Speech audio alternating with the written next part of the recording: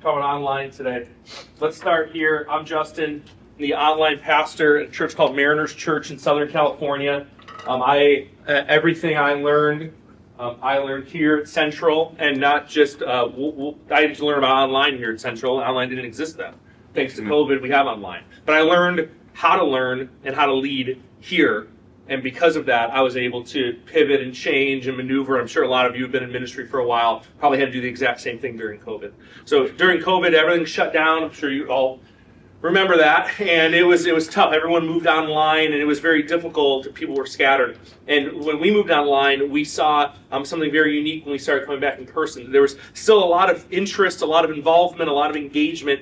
And we had to figure out kind of what we were going to do with that. Now, different churches did different things, and there's nothing wrong here, because online is broad, and we're going to talk online discipleship. And online discipleship is a broad thing. We're going to go broad, and we're going to narrow it down, and then we're going to leave time for Q&A at the end.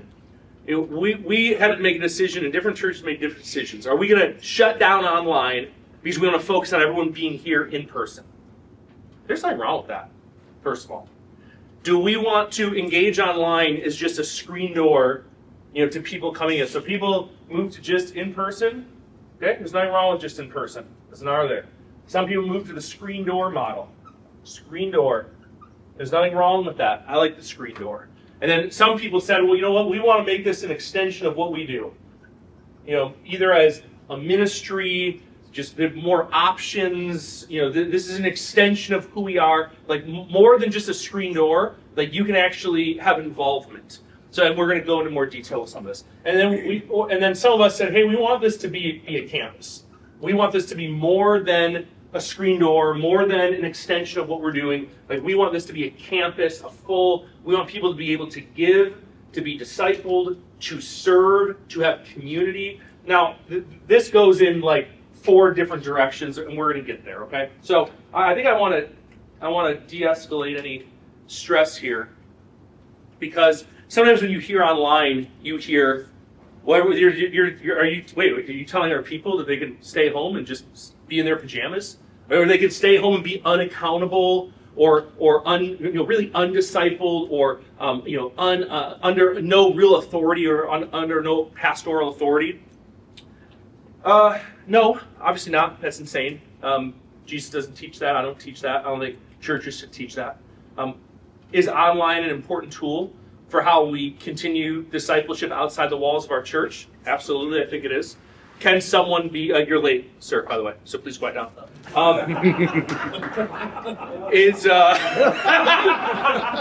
This is Slams. This is an alumni of the school. He's one of my best friends, and he drove 3 hours to come spend time with us today, so he's a great guy. Is online a replacement for in-person connection? Absolutely not. Does online serve a great place for the shut-ins of our church? For those who maybe move and are disconnected, or maybe they move for a season? Absolutely. Is it a great place for families that have friends in the military, or people who live in other places that aren't in any way connected with church or spiritual things, to be able to say, and this is really like for 90% of you, this is what it's going to be. 90% of you are going to fall into this category here, the screen door category. Then 90% of you, maybe not 90%, maybe 80%. 80% of you are going to be the people that say, we want to have online, we want everyone to come in person, we want everyone to be connected, but when they miss church, like we don't want them to miss out on what I feel God put on my heart as a pastor to prepare and pray over and have this Holy Spirit speak into during the preparation process, not just the delivery. Like I want our people, when they miss church, to be able to still be filled by the teaching of God's word. And just because they missed in person doesn't mean they missed the experience of church. They can still go to their life group and have a conversation. I want that. Do you know what I also want? I want what you want. I want when someone's sitting in your pews or in your chairs or in your, what's hip now? Tables and chairs, is that cool? I'm old, so I'm not cool. But whatever they're sitting in at your church, and they say, oh my gosh, this totally connects with me. You know what? The guys in my fantasy football league, like they should hear this. Like they should be compelled by the truth of the gospel about being a husband. They should hear this. Or, oh my gosh, the women I went to college with, they should hear this message. But they don't live here. They live somewhere else. But well, our church has online. We're going to make it easy for the people of our church to share with our friends and family no matter where they live. That doesn't mean they're going to start attending our church online. It doesn't mean they're going to be part of the campus of online in our church. That's not our goal. But it means that we're able to leverage all the things that the people in our church are giving toward so that we can maximize our influence, make it easy for the people in our church to be disciplers of others. And maybe that leads their friends who live in another state after hearing your sermon to be compelled to get connected at a church in their local community. Wow, that's a great, profitable use of the gospel. Okay, so for a lot of us, it's going to be a screen door to the local community. Okay, I want the people in your community to be connected in your church. I don't want people in your community to be connected in my church. I don't want that. I truly don't want that. I want the people in your community who are compelled to be involved in church, to be connected in the church in your community. But I'm sure you guys know this, right? Because you look at your towns and then you look at your pews and there's a little bit of a disconnect. And so the screen door makes it easy for you to share on social media. It makes it easy for you to share in podcasts. It makes it easy for people to get a window into what's happening at your church before they ever step foot in your church. The screen door is not to build this online mega platform to be a celebrity of Christianity. And I think some of the times when we think online, we think, oh, you're just trying to be, we're just trying to promote ourselves. Like that's a self-promotion thing, that we're not trying to be that. Okay, here's the thing. None of us will ever be Elevation or Life Church. Like that should not be our pursuit. And by the way, it also shouldn't be our concern. Yeah. Because it's not going to happen. Because guess what? Even if that was your desire, it's still not going to happen. Do you know how many millions and millions of dollars they've spent over decades to create the online platform that they have today? It wasn't done overnight. It wasn't done in a few months. It was done over decades with millions and millions of dollars. Now, for them, that was their vision. That was their strategy. What's your vision? What's your strategy? How does online come alongside your vision and your strategy? Because if you want it to be a window into your church so that people can tune in, get a little bit of an experience of what it's like before they ever step foot in the door, that's the screen door. That's podcasts, that's your sermon online, that's in easy social media content, like taking your sermon and doing clips. Okay, it's easy. It's using a tool like ManyChat so that you can say in a sermon, you can have whatever staff member say in a sermon, hey, what's the name of your church? Novelty Christian Church. What is it? Novelty Christian Church. Novelty Christian Church? That's an awesome name. It's an awesome name. I might just steal that name. It's really good.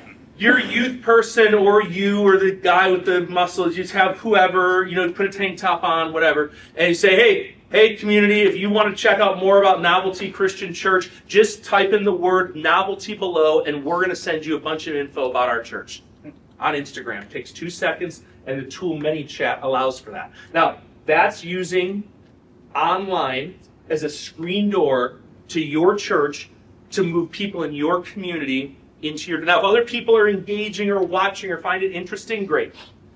But it's a screen door. Now, do you want to know who uses this as a strategy for their church? A very small church in Arizona called CCV. I don't know if anyone's ever heard of Christ Church in the Valley. Ashley, all those guys, they're all my buddies. I live in Arizona, actually, so just to let you know how legit I am, the church I work for, Mariners Church, which is a 30,000 person mega church with 13 campuses and the online congregation, which is about 60,000 people. I live in the state of Arizona because just like any of our pastors that live in the community that they pastor in, I live in the community that I pastor in, which is the online community. And so I see things from an online perspective. I minister to people in an online way. I help speak in the strategy that's focused on an online campus strategy. CCV, who's incredible, they have a screen door model for their church. They have a great online service, which is piped in from their main room. They have social media clips that drive people to engagement to their locations in Arizona. If you tuned in from Missouri and said, oh my gosh, I love CCV. Ashley, you're so great. You have a girl's name, but you're so great. Is this being videoed? I'm going to send this clip. You have a girl's name, but you're so great. I would love to start a CCV life group where I live. They'd say, oh my gosh, that's so awesome that you want to be in community. Let's help you find a church by where you live because we want to help you be connected locally. That's the strategy of CCV. That's a great strategy, okay? So, screen door. Then there's an extension. Extension is where we're going to do courses. Courses. Horses. H-O-R-S-E-S. Right. Courses and classes. It's all right, you got extension spelled wrong. Don't worry about that. Yeah. Online, I got spell check, I got Grammarly. This is the first time I've used a whiteboard in like That won't 6 happen months. in Yeah, that wouldn't happen there. So extension. Okay, this is the extension model, right? We're gonna extend what we're doing so people can be involved. Okay, so this isn't sermons and podcasts and social media clips and an invitation and a many chat automation system of, hey, comment the word novelty and we'll send you information. This is sign up for our 101 class. Sign up for our, we do Rooted, which is, I don't know if anyone's ever heard of Rooted. Anyone heard of Rooted? Really? That's so crazy. So just a side note, Rooted comes from Mariners Church. When it was started, it was called Mzizi, which we got from our church partner in Nairobi, Kenya.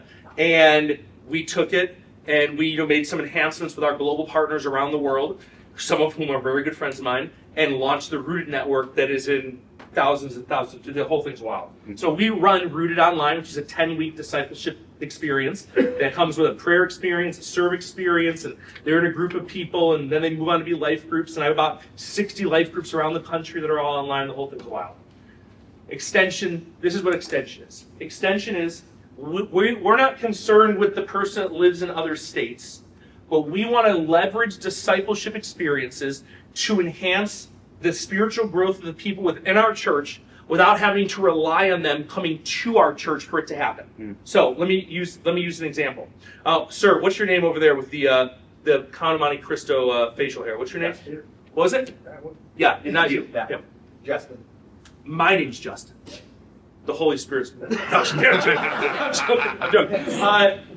Tell me one of the things that you run at your church that everyone should be part of. Like a thing that if I was new, you'd say, oh, you should jump into this. Oh, just morning worship. Okay, morning worship. Give me another thing, a class or a course.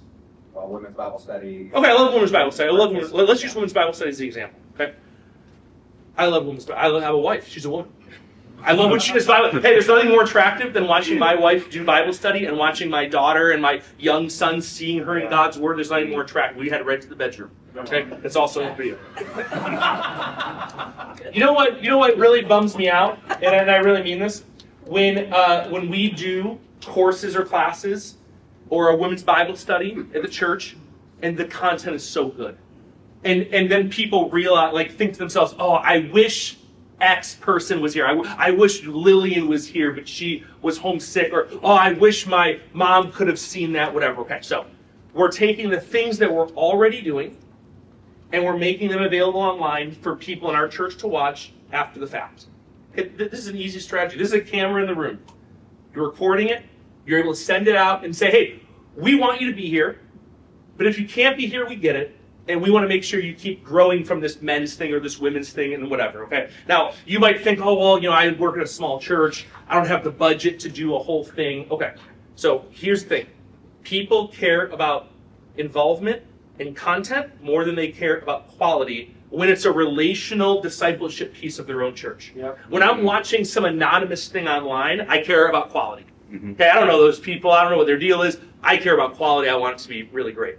When it's people I know, when it's a church I attend, when it's relationships, when I watch it knowing that I'm going to go see Claire and Erica and Monica at the next whatever thing, and I can say, oh my gosh, that women's night was so great. I watched it after the fact. I don't care about the quality. I care that I get to tell my girlfriends about, and it's a shared experience.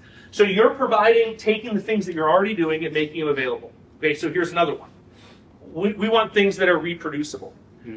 When I do a class online, I don't, it's like catching lightning in a bottle sometimes. That you do a killer class or you do a killer thing that you want other people to experience too. But here's the thing. Sometimes, it's hard to just keep doing class after class after class. Sometimes doing one solid recording of a class that you can then make available to the people of your church, but also make available as kind of a pull marketing piece. So pull marketing is a huge piece of what we do at Mariners. Pull marketing is, hey, we have this 3-week course on prayer or 3-week class on prayer. It's totally free. It's available. Here, sign up here, get it sent to you. Now, this can easily be the extension piece that's pointing to a congregation side or campus side. It can also be the extension piece that's going to the screen door side, the people in your community. So we're taking things that we're already doing. We're not creating new stuff. We're not buying other people's stuff. All the time in prayer and preparation that your elders and deacons and associate pastors and youth pastors, and the next time you do a parent night for parents, or the next time you do a men's thing, all the stuff that's already being worked on, you're recording it and saving it so that you can send it out. You can either send it out for free immediately in the newsletter, you make it available so they can go through it together later, you're making it available so this is your chance to kind of grab a little bit of information, grab a little bit of their email address or get them into your database system so you can let them know about future things that are coming up. Letting these things slide, knowing that you're just going to have to do it all again later, is something that we miss out on. Capturing these to share them enhances the ongoing discipleship of the people within our sphere of influence, the people we know, people we care for, the people we want are going to see on the weekend. And now we're removing the stress of, if I can't be there, I guess I just completely missed out. No, if you can't be there, it's okay. Your church has thought of that at very low cost. And again, not to replace in-person connection, not to say, hey, stay home, you don't have to worry about it, don't be there. But sometimes there probably is a class, or there probably is a meeting that you probably could do online. That it's maybe we decide to host a thing online every now and then. I'm not pushing just do it online. But Zoom is a great place. Good things happen on Zoom and Google Meet. I was just in a meeting yesterday. It was an info meeting for we're doing these Mexico day trips and home build trips with our global partners in Mexico. We had about 80 people on the call. And, I'm in the Zoom and our global outreach pastor is leading this meeting and they're sharing all the details and all the information. This saved us from making coffee and putting snacks outside. It saved us from getting a room and hey, having all the families come into the church for an info meeting. And then where are we going to put the kids? Now the kids are breaking stuff. And now the high school kids are making out. And where's the youth pastor? He's smoking a cigarette. Am I right? Come on. See? Hey, you make it easy. We make online a place where things can happen. Because here's what online truly is. Online is a people, and online is a place. Okay, online's not the bad guy. Online's not your competitor. Online's not trying to pull your people away from Jesus. Online is a conduit for them to connect with Jesus differently. Okay, online is a place where meetings can happen. Online's a place where someone can go through a course or a class because they can't make it to church. They're shut in. They're taking care of mom and dad. They're just home with the kids. There's no one to watch them. Okay? It's a place where things happen. Just like meeting in room 222, we're meeting online. Online's also a people. For Mariners Church, I'm one of the people of online. So when it comes to the campus aspect, we have Mariners over here, Elevation, Saddleback is here. All right, these are people that say, and here's the thing, there's no judgment here. Everyone does church differently. Okay, who uses real wine for communion? Okay, just me. Okay, got it. That was a joke. It was a laugh, not funny. Got it. All right. So everyone does church a little differently, right? Who has live drums in the worship band? Who'd never have live drums in the worship band? Okay, there you go. You're honest, dude. You're oh yeah, I'm totally honest. I love it. Okay, listen, church is different, but Jesus is the same yesterday and today and forever. It's us that's changing. Okay, and the methods of presenting the gospel changes. And there's a day where printing God's word by hand and printing it with a printing press, it was the most wild moments in human history. Now today someone can hop on Instagram and share the gospel and it goes around the world in a moment. One of the things that makes the campus thing so good is you're going to meet three groups of people. So again, you might look, if you're looking at me and thinking, campus sounds like lack of leadership and lack of accountability and and lack of real discipleship. Okay, I want to de-escalate this. A campus to me is this, and it's a unique thing. We have people who are transplants in college, and I'm going to explain that. We have people who it's a bus stop, and we have people who are really connected. So let me explain this just so there's no ambiguity, okay? For online at Mariners Church and Saddleback and Elevation, a lot of churches that put focus on this, we have transplant people who say, hey, I lived in Southern California, I was part of Mariners Church, loved Mariners Church, we moved, now we live wherever, we haven't found a church yet, and because your church has an online, and it really puts a focus to online, we're able to stay in community and stay connected and stay being discipled until we find a place that we can call our home. I love that. I love that. Because we take, and I forgot travel people too. We're going to travel on here as well. You also forgot the N in transplant. Don't worry, I'm misspelling a ton of these words. They know how to write English. I'm not worried about it. Then we have our college people, for example. Okay, I love high school students. I cut my teeth doing youth ministry for a decade at Mariners Church before I became the online pastor, did some other kind of stuff, here and there. I love you in youth ministry. The hardest thing about youth ministry, and every single one of you will agree if you spent 8 minutes in youth ministry, is when a kid graduates high school ministry and now he's with the adults with their shirts tucked in, with no drums, having to, and give money, by the way, on your part-time job. Like, they have no reference for any of these things, and getting them kind of filtered into adult. And oh my gosh, if they go away for college, for school, oh goodness, I hope they're going somewhere where they could easily find community, find a church. But how great is it that our church makes it really easy, really available to be connected at church and make it online a priority. So you can look at the high school students, but not really just the high school students. You can look at the parents of your church and say, hey, you know how little Emily is going off to school, and you know how Jacob is going off to school? Here's what you do, parents. You can tell them that they should tune in every weekend and watch church, because we're going to church, mom and dad, and after church, I'm going to give you a call and we're going to talk about church, because parents are the best disciplers of their kid, and because we prioritize online and digital, we're now able to make sure college kids stay connected until they find a church. They can stay connected in their family's church until they find a place for their college church. Okay, that's just one of the pieces of online. Let's talk about people who travel. Man, when people travel for work, I love people that travel for work at Mariners Church. Because when people travel for work at Mariners Church, they get to serve with Mariners Online. So you take elders in our church or deacons in our church. We don't call them deacons, we call them shepherding elders, but I know a lot of you have deacons, so it's like the similar function. So we have our shepherding elders and our elders in our church. We have people in our church that they want to serve. When they travel, they have an opportunity to serve with Mariners Online. We make it easy for them to serve there. When they travel, it makes it easy for them to stay connected at their church. So they go away because they're snowbirds and they're traveling for a month wherever. Newport Beach, these people they're traveling all over the world doing stuff, and they're able to stay connected at their church because we prioritize it. Because even though you're not here, you're kind of still with us. We make that available. And when you prioritize online, you're letting the people of your church, no matter where they are, still be connected at your church. When we're still talking about campus, it becomes a bus stop of faith for people. Now, again, some people are never going to be interested in this, because I'm not going to talk about it forever.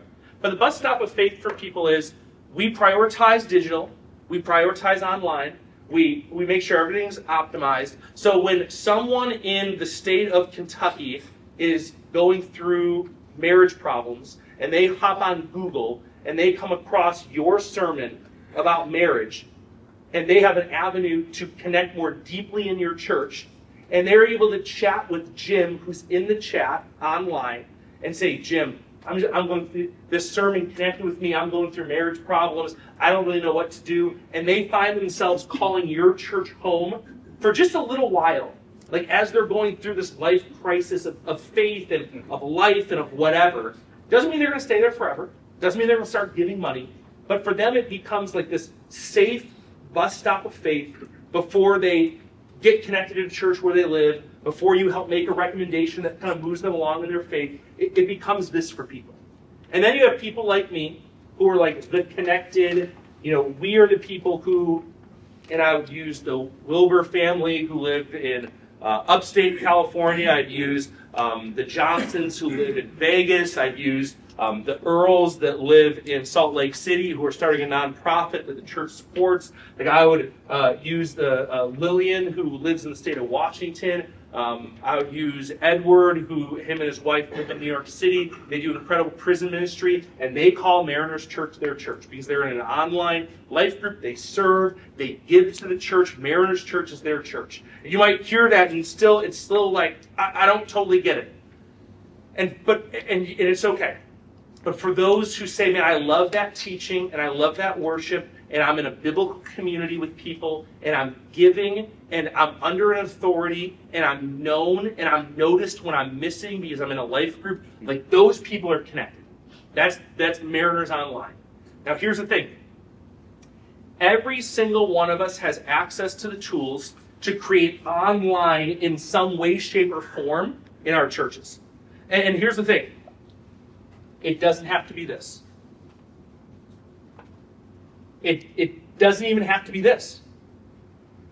This screen door strategy is the lowest bar of engagement, which has the highest return for the people of your church today.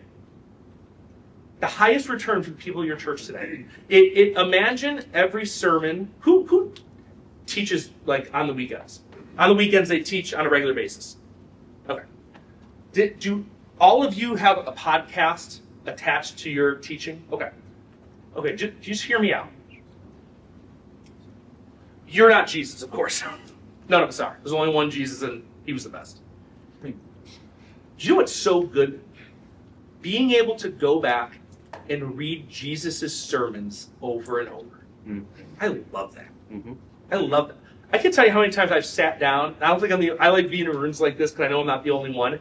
You go back and you read the Sermon on the Mount, and you're just like, he's totally got it. Like you read it 100 times, and you're just like, I'm getting something new out of this. Like the Sermon on the Mount, like it's relevant every decade, right? It's relevant every year, every century, every generation, all geography. Like you read Sermon on the Mount, and you're like, he's still got it. Okay. I think that you put preparation into your sermons. I think you pray about, seek the guidance of the Holy Spirit in the preparation, not just the delivery. I don't think we have a room of people who get up on a Sunday and like slams, you know what I'm talking about. They get up and they're like, I had this sermon prepared, but the Holy Spirit was moving this morning. You know what I'm talking about? And I just threw that away, and I'm just going to teach it. You know what I'm talking about? This is the worst. This is the worst. You guys are guys that prepare and equip and get ready for. What a grievous loss that the people of your church can't go back to the sermon that you poured time and emotion and godly wisdom and guidance into. That they can't go back to that 6 months later. When actually 6 months, like hearing that sermon today it doesn't make the impact on the person. Because they're not going through that thing. But 6 months from now, when your life group leaders or small group leaders, the elders of your church can say, hey John, do you know what you're going through right now? Pastor Justin, which is a great title, by the way, he taught on that 6 months ago. I'm going to send you the link to it, and I think you're going to love it. Oh, you're new to the church? You've only been in the church a couple months? You know what? Pastor Eric, he talked about that a couple months ago. You weren't here then because you're new to the church. We love that you're here. He talked about that exact thing. Let me send you a link to it. I think it's going to encourage you. And you know what? After you listen to it, let's get coffee next week. Okay. We've now just used online to create online discipleship. We've used the tools of online to translate into in-person connection, to deepen the walk of someone's faith. That is discipleship. The ongoing growth toward being more like Jesus every single day. So if you don't have a podcast, you're leaving chips on the table. It's a poker reference. Absolutely. You're leaving chips on the table where you could be really succeeding. That's the smallest of all examples.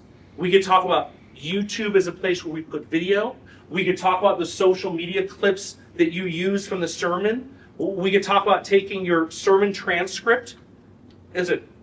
Who in here is leery of AI and artificial intelligence? Okay. Hey, so am I. So am I. Okay? AI in the hands of the ungodly can do very dark things. Hey, you spelled it right. You spelled it right.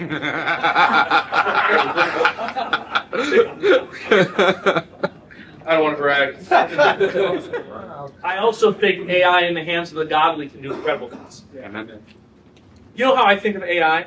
I think of AI as the staff that I can't afford doing work that is still necessary for the kingdom. Okay? That's how I think of AI. You know, if I had all the money, I would hire a team of seminary students who could just sit in a closed room, and I could kind of walk in the room and say, "Hey, I'm trying to put together a sermon illustration that can really impact men who are working and and their wives stay home, and I need something kind of funny and clever that can really kind of pack a punch.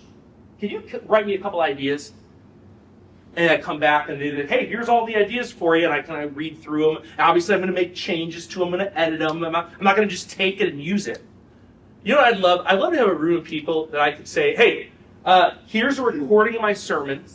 I'd love for you to take my sermon, and I'd love for you to create some small questions for me. And I'd love for you to create a blog post for me that I can use in the church newsletter. And I'd love for you to create a couple social media posts for me." Okay, and then I go back to the room and they have it all written down for me. I take it, and obviously I'm going to read through it, I'm going to edit it, I'm going to make some changes.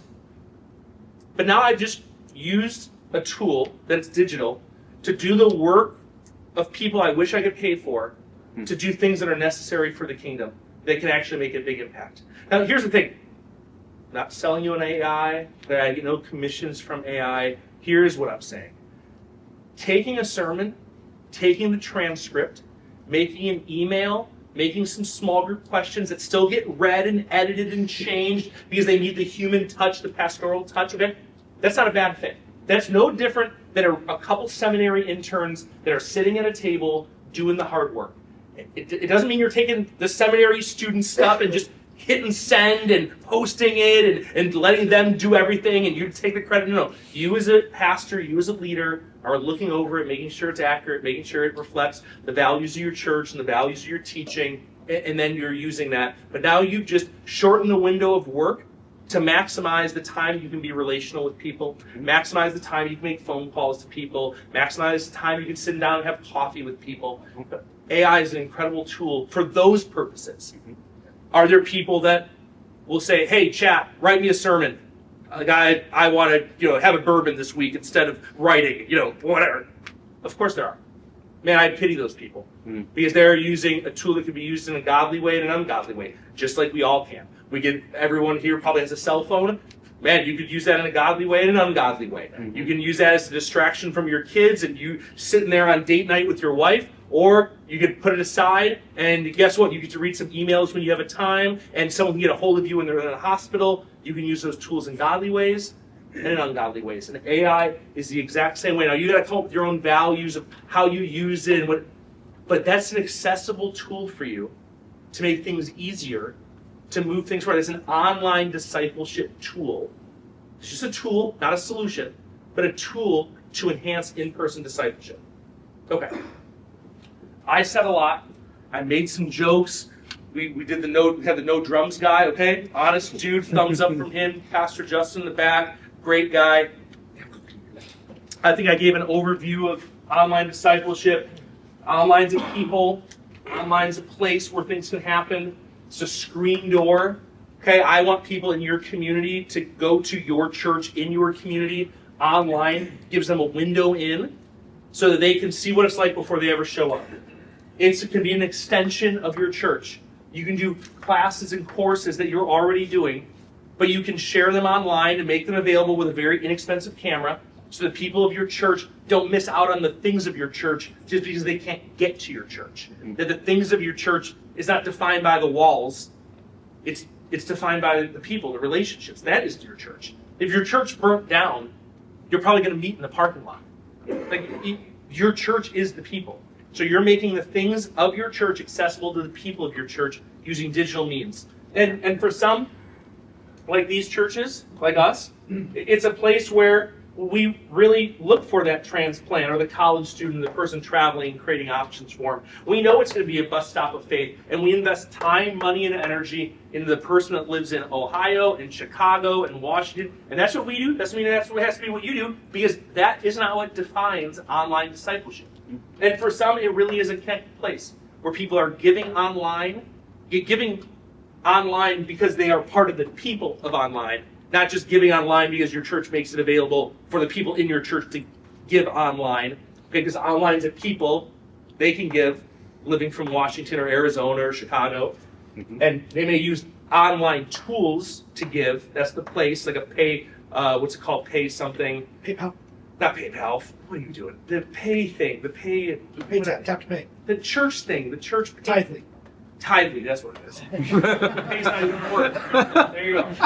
And where we're getting people connected. Okay. So you're in life groups, discipleship, giving, the whole thing. That is an overview of online discipleship. I think hopefully everyone cued into at least one thing I said, oh, like that should apply to us. And I think there's a lot of things I said that aren't going to apply to you. And it doesn't need to. Okay, you going back to the elders of your church and the people of your church and saying, hey, we're going to start doing online.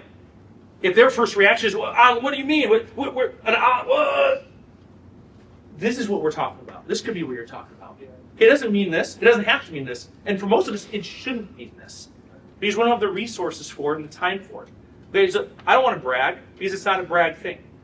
I think for those, much is given, much is required. That's what our senior pastor Eric says, and if he watches this later, I want to honor him. This is what he says. For those where much is given, much is required. So if you're a mega church with a very large budget, you should be a church that's planting other churches. If you're a large church with many people giving, you should be a church that can prioritize online and build a multi-million-dollar studio to advance the specific goals that are broader to online.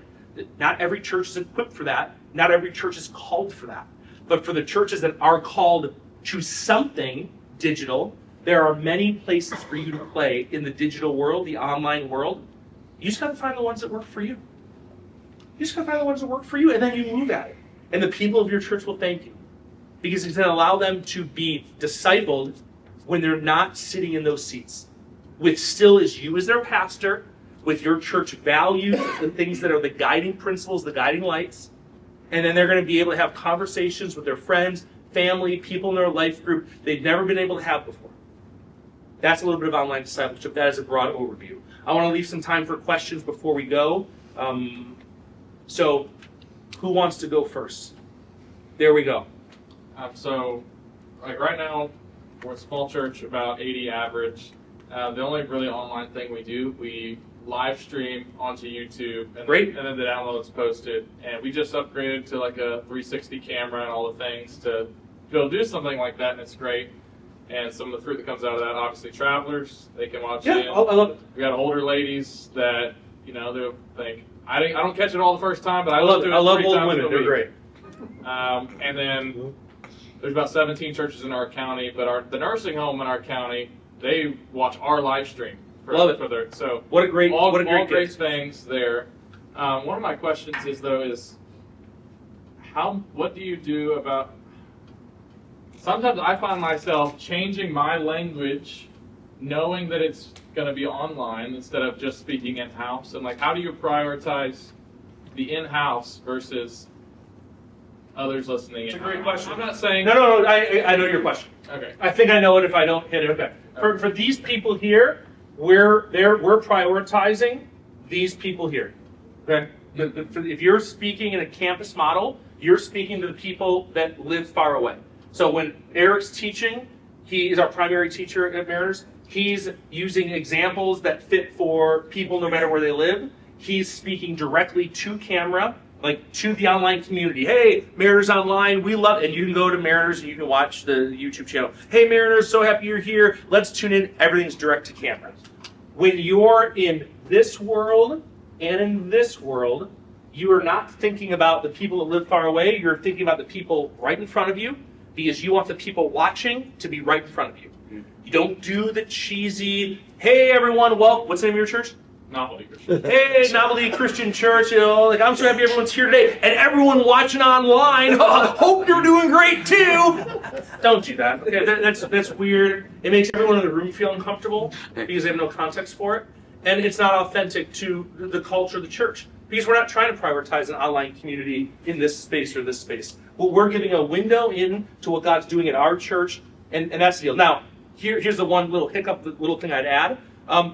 The one thing to be always cautious of is if you're doing missions work in an area where there's like a risk factor or something. So we do a lot of work in Southeast Asia. And I'm not even going to say the country because it's a very risky thing.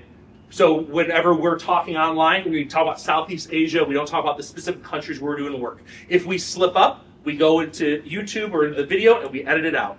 If we feel God's calling us to talk on something that is political in nature, which is very rare for us, if ever, that might not be something we want living, down the road. And so we're not going to include that in.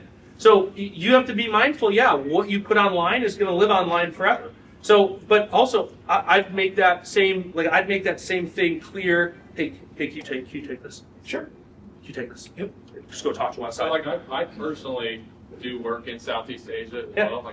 So that's one of my things I'm thinking. Yeah, it's a total thing. Yeah, once it's online, it's online. Sometimes I use illustrations that are in-house, like, you all know this person that's in the room right now. You can't really do that. Don't change that. Because that is your church. If you're here or here, you're speaking to the people of your church. So if I was here in Moberly, I could talk about, the Funny Pages Cafe. If you live in Moberly, you know Funny Pages Cafe. I had breakfast there today. Okay. If you live in Ohio, you don't know what Funny Pages Cafe is. But if you live here, you're in this model. I could talk about Funny Pages Cafe with Jessica Rabbit on the wall and how we shouldn't be looking at that. That's sin. All right. You know what I'm talking about. You know what I'm talking about. Don't watch the movie, but you know what I'm talking about. So don't change that. Because in these models, you're speaking to the people of your church, letting everyone see into the window of your church. This is the people that are missing church, right? They're missing church and they're catching up on church. They want to see the authentic. This is who we are. That's what I'd say. That's a great question. Go ahead. So, what are some of the benefits of churches that will take down make it into their message from archives that is online? They have it in the backlogs. Instead of just leaving it up, as you said, that way in case, my pastor talked about that a couple of years ago. Yeah, you check that out. Keeping these things available, keeping these things accessible, it does a couple things. One, it lets you reuse life group content, by the way. So if you have a life group, so there's sermon-based life group material. I don't know if everyone uses sermon-based life group material. You write your own material or how you do it based on your sermons. But obviously you can purchase life group material from, I'm sure there's somebody who'd love to sell you whatever garbage they're writing, okay? Whatever. Here's the deal. I don't care about those guys. I care about us. I would rather look at a life group who wants to, our marriage group is kind of going through some stuff. I'd really love it if we had a marriage series we could go through. But we're in a series on, Galatians right now, and there's not really a lot of marriage stuff in there. Well, hey, do you know what? Actually, we did a series on marriage 2 years ago. Still relevant today. Why don't you go back, watch those as a life group, and go through those questions, and now you have marriage content right now for the needs of your group that's coming and being breathed out of the pastors and the teaching and the culture of your existing church. Okay, that's the benefit of having a backlog of your own material. Another example is you have a friend who lives in wherever. Okay, you're talking on the phone and he finally opens up to you. Oh, you know what? I've been a mess at work. I'm miserable. I feel like I'm just in the wrong spot. I don't feel like I'm called to this anymore, but I don't really know what to do. You know what? Our pastor did an incredible sermon about calling and equipping and identity and who we are as men. I think you should listen. He did it about 6 months ago. Let me get the link. Let me send it to you. I think it could encourage you. And then it'll spark conversation. That's the benefit of having the backlog. So it's a useful tool to the people of your church. So I'm a gun guy. Okay? No worries here. So I think in terms of ammunition, I want the best ammo. If there's a problem in my house, I want the best ammo, and I have the best ammo. I want the people of my church to have the best ammo when there's a problem in their life. And one of the best pieces of ammo that I can give the people of my church is, hey, if you like this lesson, if this impacted you, you might know someone in your life it could impact. All you have to do is send them a link and have a conversation with them. And it could start them on a path of faith that you never knew could be possible because they're hard-hearted or they've rejected or they have a history with the church or all the different excuses that I think limit us from the spreading of God's word and the spreading of relationships and the courage to share gospel. It gives them the ammunition to say, oh my gosh, you know what? I heard this sermon today. I think you're going to love it. Pastor Justin killed it, or the novelty guys are freaking nailing it. Go check it out. I think you're going to love it. It gives them ammunition that they didn't have before. So that's another one of the reasons. And you're equipping the saints to do the, no pun intended, equipping the CCB saints, this is not a funny joke, equipping the saints to do the work of the ministry. Like that's what you're equipping them to do, the work of the ministry with the sermons and the sermon-based material that you're already producing at your church. Okay, what else? Anything else? Any other questions before we go? Oh, here we go, sir in the back. Okay, so you work for a campus online deal. I'm the online pastor for Mariners Church. So what type of budget are you working with as far as web space, how much you have to pay for web space? So keep in mind, I want to emphasize, this is not going to be for everybody. Okay, it's not right. for No, but I'm Okay. very interested. Yeah, so I'll give you a couple numbers. We spend $500,000 a year to produce our weekend services. Every moment of our weekend services are produced in a $10 million studio with very expensive cameras. And every second of every service, from from weekend services to Easter to Christmas to Ash Wednesday to Good Friday, everything is produced in a studio on a sound stage with a team. It is a huge budget. That has nothing to do with our marketing budget, which is massive. Has nothing to do with our staff budget, which is, we have staff that do this. This is what they do for a living. So it's a large budget, but our goal is a large piece of the pie. Like we're looking to move at large pieces. I fly places to do funerals. I fly places to do weddings. I'm not paying for my flights. The church is, because I'm the online pastor, and someone from our online community is getting married in Raleigh, North Carolina, and they want their pastor to do their wedding. So like we're all in on that, and that's not a me thing. That's a Saddleback thing. I know the guys there. I know the guys over at Elevation Life Church is the exact same thing. So when you're going all in with that strategy, like you better go all in, or you're going to do what exactly? Say, oh well, no, here's the limit. We can't do it. And you're only really a part of the church to a certain point. That's a difficult thing. To where much is given, much is required, and if you have the ability to, then, and luckily we have a church that has the vision for it, and they're willing to say yes to it in a very big way, to the way that they have a full-time salaried pastor who lives 2 states away. So it's that kind of a thing. I don't know if that answers your question, but it's a large budget. It does. I had no idea something like that would Good. happen. So here's the screen door option. This is like $100 a month. Okay. It's a camera and $100 a month or less.